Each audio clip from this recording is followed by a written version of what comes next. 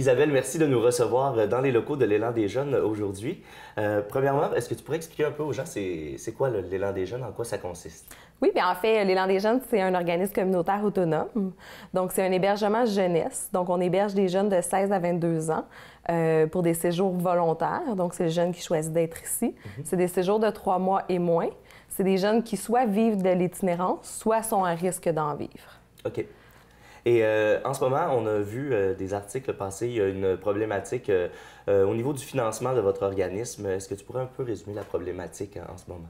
Oui, bien en fait, la réalité de l'Élan, c'est qu'on est un hébergement 24 heures sur 24, 7 jours sur 7. Donc, on parle d'intervenants qui sont formés, qui sont présents 24 heures sur 24 pour ces jeunes-là. Donc, on a des besoins financiers qui sont quand même importants. Là. La réalité d'un hébergement, c'est normalement à peu près 300 000 là, par année.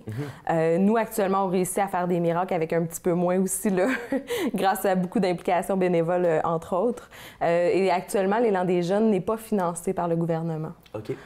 Donc, on ne reçoit pas d'argent à ce moment-là. Nous, on a ouvert nos portes en octobre 2011. Depuis ce jour-là, on a réussi à accumuler des sommes de plus de 650 000 que ce soit par des partenariats privés avec les Caisses des Jardins ou des dons qu'on recevait, des implications des membres, entre autres. Donc, ces sommes-là arrivent à leur fin.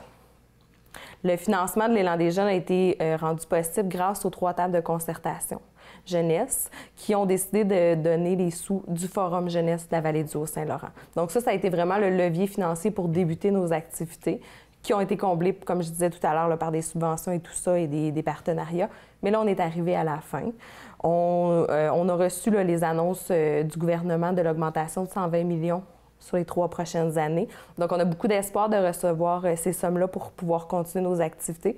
Par contre, le contexte d'élection actuellement fait qu'on est en attente de ces sommes-là. On ne pense pas qu'il est réaliste de pouvoir recevoir de l'argent dans le dépôt du 1er juillet. Donc, ça irait plus au 1er octobre. Et c'est ce trou financier qu'on a là actuellement pour se rendre jusqu'au 1er octobre. Donc, vous manquez de fonds pour assurer vos activités entre la période du 1er juillet et du 1er octobre? Exactement.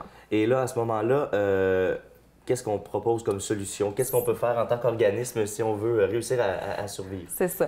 Mais la réalité, c'est que si on attend de ne plus avoir d'argent du tout, on perd la maison, on perd tout ce qu'on a déjà bâti.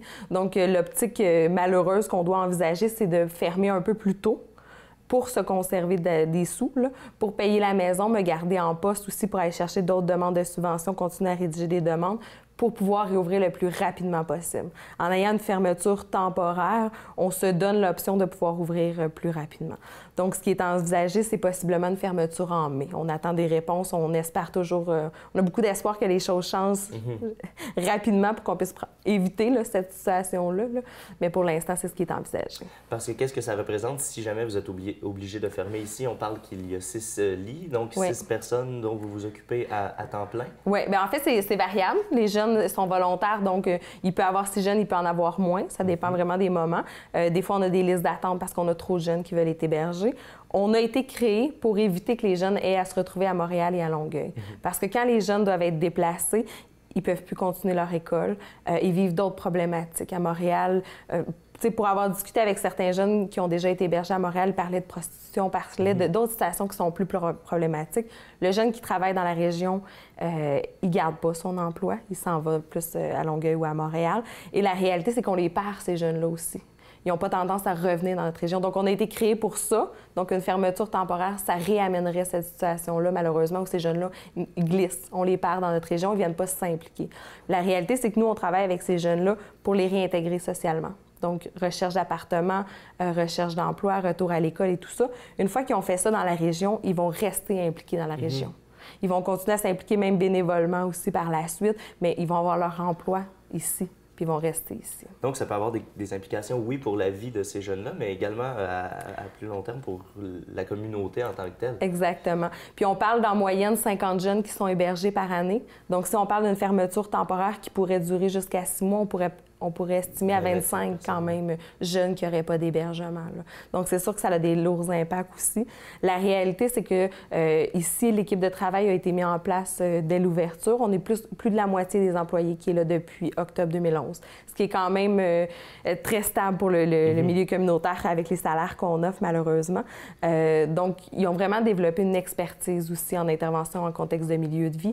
Puis même la ministre Yvon, quand elle a présenté la semaine dernière sa politique en itinérance, ça parlait de l'importance du lien de confiance avec les jeunes, puis l'importance de la stabilité des équipes. Donc, c'est ça aussi qui est à risque de perdre aussi. J'ai une belle équipe qui est formée, qui est présente, qui a vraiment développé l'expertise de travailler avec des jeunes itinérants.